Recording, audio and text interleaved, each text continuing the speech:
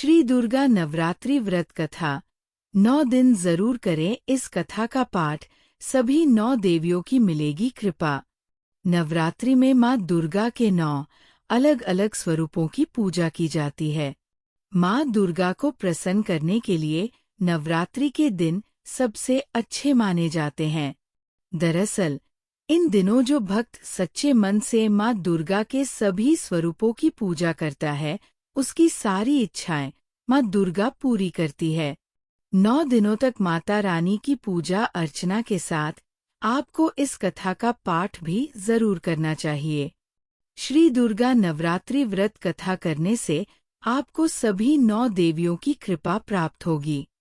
नवरात्रि में माँ दुर्गा के 9 अलग अलग स्वरूपों की पूजा की जाती है। माँ दुर्गा को प्रसन्न करने के लिए नवरात्रि के दिन सबसे अच्छे माने जाते हैं। दरअसल इन दिनों जो भक्त सच्चे मन से माँ दुर्गा के सभी स्वरूपों की पूजा करता है, उसकी सारी इच्छाएं माँ दुर्गा पूरी करती है। 9 दिनों तक माता रानी की पूजा अर्चना के साथ आपको इस कथा का पाठ भी जरूर करना चाहिए। श्री दुर्गा नवरात्रि व्रत कथा करने से आपको सभी 9 देवियों की कृपा प्राप्त होगी। कथा प्रारंभ। बृहस्पति जी बोले हैं, ब्रह्मा जी, आप अत्यंत बुद्धिमान, सर्वशास्त्र और चारों वेदों को जानने वालों में श्रेष्ठ हो। हे प्रभु, कृपा कर मेरा वचन सुनो। चैत्र, आश्विन, माघ और आषाढ़ मास के शुक्ल पक्ष में नवरात्र का व्रत और उत्सव क्यों किया जाता है? हे भगवान, इस व्रत का फल क्या है? किस प्रकार करना उचित है? और पहले इस व्रत को किसने किया? सो विस्तार से कहो। बृहस्पति जी का ऐसा प्रश्न सुनकर ब्रह्मा जी कहने लगे हैं, बृहस्पति, प्राणियों का हित करने की इच्छा से तुमने बहुत ही अच्छा प्रश्न किया है। जो मनुष्य मनोरथ पूर्ण करने वाली दुर्गा, महादेवी, सूर्य और नारायण को ध्यान करते हैं, वे मनुष्य धन्य हैं। ये नवरात्र व्रत संपूर्ण कामनाओं को पूर्ण करने वाला है। इसके करने से पुत्र चाहने वाले को पुत्र, धन चाहने वाले को धन, विद्या चाहने वाले को विद्या और सुख चाहने वाले को सुख मिल सकता है। इस व्रत को करने से रोगी मनुष्य का रोग दूर हो जाता है और कारागार में पड़ा हुआ मनुष्य बंधन से छूट जाता है। मनुष्य की तमाम विपत्तियां दूर हो जाती हैं और उसके घर में संपूर्ण संपत्तियां आकार उपस्थित हो जाती है।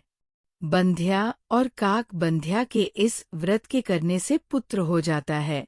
समस्त पापों को दूर करने वाले इस व्रत के करने से ऐसा कौन सा मनोरथ है जो सिद्ध नहीं हो सकता? यदि व्रत करने वाला मनुष्य सारे दिन का उपवास न कर सके तो एक समय भोजन करे और उस दिन बांधवों सहित नवरात्रि व्रत की कथा श्रवण करे।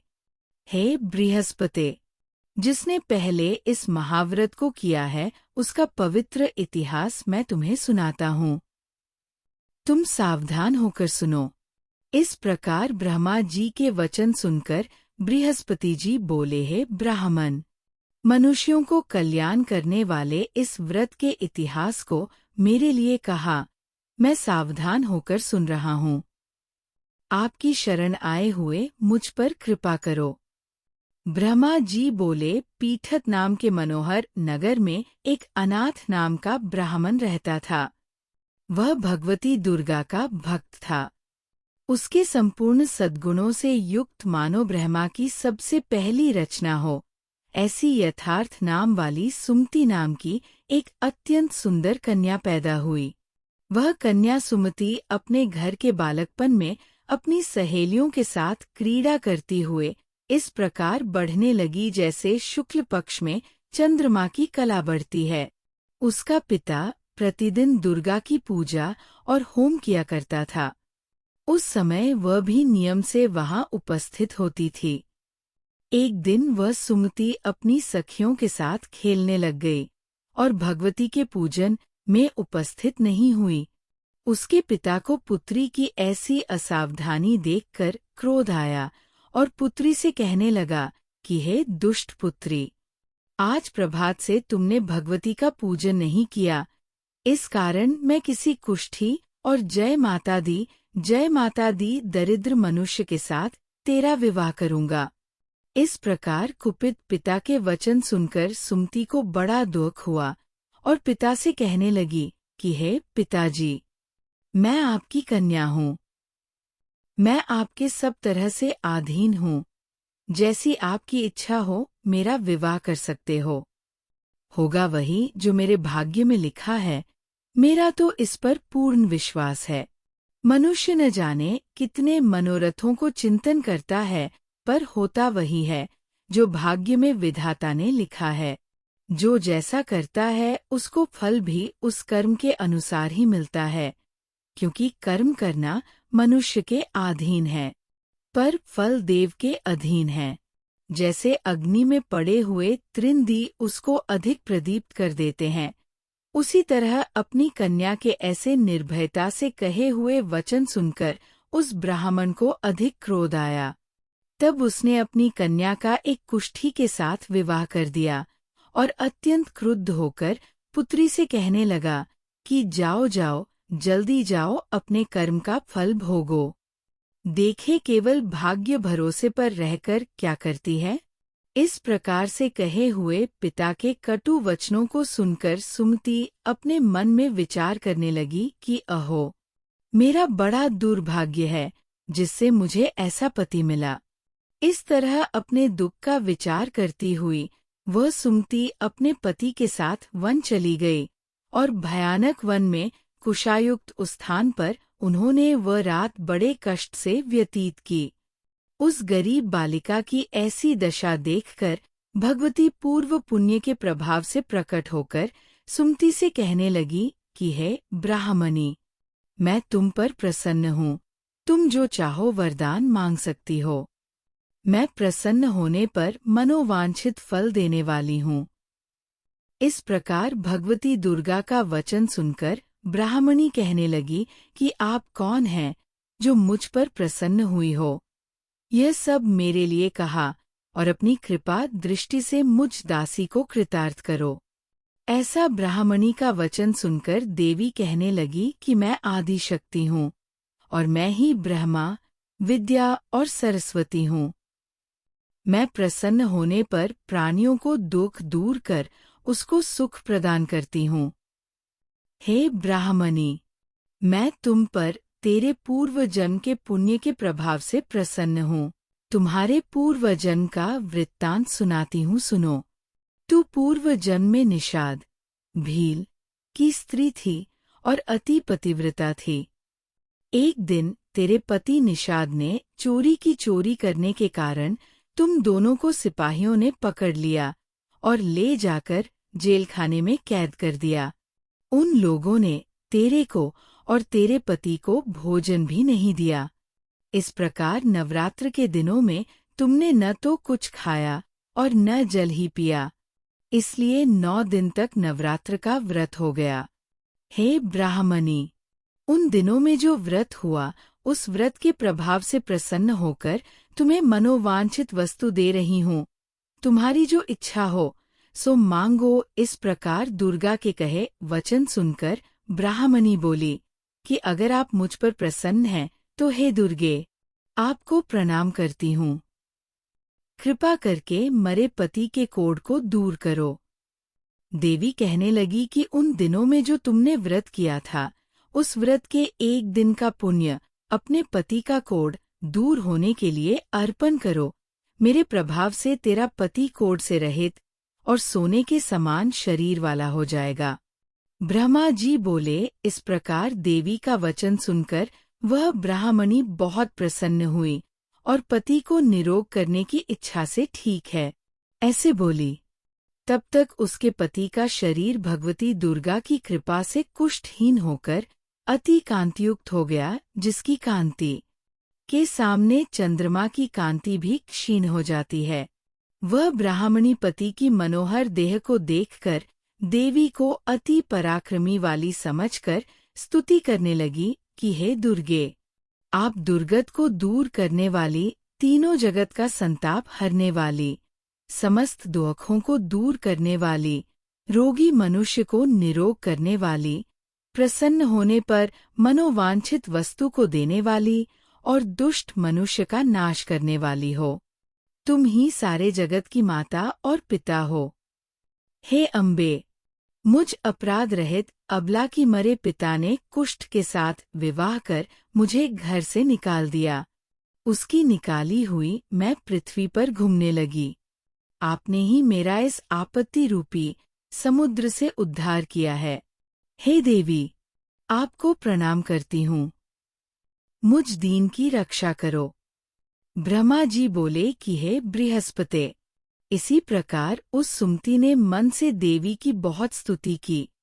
उससे की हुई स्तुति सुनकर देवी को बहुत संतोष हुआ और ब्राह्मणी से कहने लगी कि हे ब्राह्मणी, तुम्हारे उदायल नाम का एक अति बुद्धिमान, धनवान, कीर्तिवान और जितेंद्रिय पुत्र शीघ्र ही होगा। ऐसा कहकर वह देवी उस ब्राह्मणी से फिर कहने लगी कि हे ब्राह्मणी, और जो कुछ तेरी इच्छा हो वही मनोवांछित वस्तु तुम मांग सकती हो। ऐसा भगवती दुर्गा का वचन सुनकर सुमति बोली कि हे भगवती दुर्गे, अगर आप मेरे पर प्रसन्न हैं तो कृपा कर मुझे नवरात्रि विधि बताइए। हे दयावती, जिस विधि से नवरात्र व्रत करने से आप प्रसन्न होती हैं, उस विधि और उसके फल को मेरे लिए विस्तार से वर्णन करें। इस प्रकार ब्राह्मणी के वचन सुनकर दुर्गा कहने लगी कि हे ब्राह्मणी, मैं तुम्हारे लिए संपूर्ण पापों को दूर करने वाली नवरात्र व्रत विधि को बतलाती हूँ, जिसको सुनने से तमाम पापों से छूटकर मोक्ष की प्राप्ति हो जाती है। आश्विन मास के शुक्ल पक्ष की प्रतिपदा से लेकर 9 दिन तक विधि पूर्वक व्रत करें। यदि दिन भर का व्रत न कर सके तो एक समय का भोजन करें। पढ़े लिखे ब्राह्मणों से पूछकर घट स्थापना करें और वाटिका बनाकर उसको प्रतिदिन जल से सींचें। महाकाली, महालक्ष्मी और महासरस्वती की मूर्तियां बनाकर उसकी नित्य विधि सहित पूजा करें और पुष्पों से विधि पूर्वक अर्घ्य दें। बिजौरा के फूल से अर्घ्य देने से रूप की प्राप्ति होती है। जायफल से कीर्ति दाग से कार्य की सिद्धि होती है। आंवले से सुख और केले से भूषण की प्राप्ति होती है। इस प्रकार फलों से अर्घ्य देखकर यथाविधि हवन करें। खांड, घी, गेहूं, शहद, जौ, तिल, बिंब, नारियल, दाख और कदम इनसे हवन करें। गेहूं होम करने से लक्ष्मी की प्राप्ति होती है। हीर व चंपा के पुष्पों से धन और पत्तनों से तेज और सुख की प्राप्ति होती है। आंवले से कीर्ति और केले से पुत्र हो। कमल से राज सम्मान और दुखों से सुख संपत्ति की प्राप्ति होती है। व्रत करने वाला मनुष्य इस विधान से होम कर आचार्य को अत्यंत नम्रता के साथ प्रणाम करे और यज्ञ की सिद्धि के लिए उसे दक्षिणा दे। इस महाव्रत को पहले बताई हुई विधि के अनुसार जो कोई करता है उसके सब मनोरथ सिद्ध हो जाते हैं। इसमें तनिक भी संशय नहीं है। इन 9 दिनों में जो कुछ दान आदि दिया जाता है उसका करोड़ों गुना फल मिलता है। इस नवरात्रि के व्रत करने से ही अश्वमेघ यज्ञ का फल मिलता है। हे ब्राह्मणी, इस संपूर्ण कामनाओं को पूर्ण करने वाले उत्तम व्रत को तीर्थ मंदिर अथवा घर में ही विधि के अनुसार करें। ब्रह्मा जी बोले कि हे बृहस्पते। इस प्रकार ब्राह्मणी को व्रत की विधि और फल बताकर देवी अंतर्ध्यान हो गई। जो मनुष्य या स्त्री इस व्रत को भक्ति पूर्वक करता है वह इस लोक में सुख पाकर अंत में दुर्लभ मोक्ष को प्राप्त होता है। बृहस्पते, ये दुर्लभ व्रत का महात्म्य मैंने तुम्हारे लिए बतलाया है। ऐसा ब्रह्मा जी के वचन सुनकर बृहस्पति जी आनंद के कारण रोमांचित हो गए और ब्रह्मा जी से कहने लगे, हे ब्रह्मा जी, आपने मुझ पर अति कृपा की जो अमृत के समान इस नवरात्रि व्रत का महात्म्य सुनाया। हे प्रभो, आपके बिना और कौन इस महात्म्य को सुना सकता है? ऐसे बृहस्पति जी के वचन सुनकर ब्रह्मा जी बोले कि हे बृहस्पति, तुमने सब प्राणियों का हित करने वाले इस अलौकिक व्रत को पूछा है, इसलिए तुम धन्य हो। ये भगवती शक्ति संपूर्ण लोकों का पालन करने वाली है। इस महादेवी के प्रभाव को कौन जान सकता है।